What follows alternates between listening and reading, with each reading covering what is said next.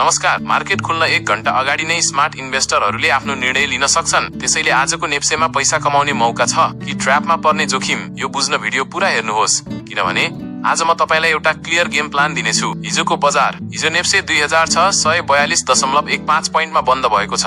बजारमा हिजो केही सेक्टरहरूमा खरिद चाप देखिए पनि समग्रमा लगानीकर्ताहरू पर्ख र हेरको अवस्थामा देखिएका छन्। विशेष गरी अन्तिम समयको कारोबारले आजको ओपनिङ कस्तो हुन्छ भन्ने संकेत दिनेछ। विश्व बजार र sentiment, global and sentiment update. अन्तर्राष्ट्रिय बजारतिर हेर्ने हो भने एसियन मार्केटहरूमा आज मिश्रित प्रतिक्रिया देखिएको छ। हाम्रो छिमेकी भारतीय बजारमा पनि स्थिरता देखिएकाले नेपालको बजारमा आज ठूलो उतार चढाव भन्दा पनि मनोवैज्ञानिक स्तरले काम गर्ने देखिन्छ। प्राविधिक विश्लेषण, टेक्निकल भ्यू, टेक्निकल साइडबाट हेर्दा नेप्सेको लागि अहिले 2610 देखि 2625 कोलम एरिया एउटा बलियो सपोर्ट जोन हो। यदि बजार माथि जान्छ भने 2680 कोलम तहमा पहिलो रेसिस्टेन्स देखिन्छ। जबसम्म इन्डेक्स 2610 कोलम लेभल भन्दा माथि रहन्छ, डराउनु पर्ने अवस्था छैन। तर यो लेभल ब्रेक भयो भने छोटो समयको लागि थप गिरावट आउन सक्छ। सेक्टरमा नजर, सेक्टर वाच। आज फोकस गर्नुपर्ने सेक्टरहरू, ब्याङ्किङ, सुरक्षित लगानी खोज्नेहरूका लागि यो क्षेत्र स्थिर रहन सक्छ। हाइड्रो पावर ट्रेडिङ गर्नेहरूका लागि भोलाटिलिटी अझै उच्च रहने सम्भावना छ। फाइनान्स र माइक्रो फाइनान्स, यी सेक्टरमा मोमेन्टम हेरेर छोटो समयको लागि एन्ट्री सोच्न सकिन्छ।